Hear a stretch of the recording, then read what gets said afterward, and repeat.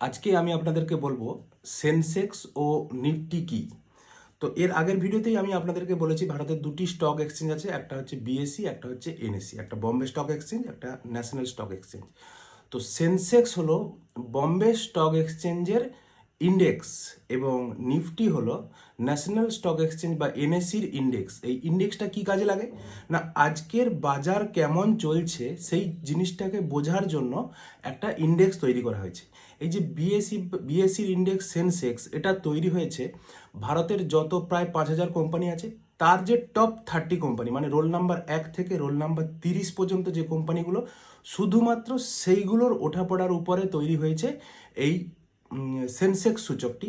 এবং national stock exchange তার যে সূচক সেটা হচ্ছে নিফটি, সেটা হচ্ছে ভারতের যতগুলো কোম্পানি আছে তার টপ 50 কোম্পানি, মানে রোল নাম্বার 1 থেকে রোল নাম্বার 50 পর্যন্ত।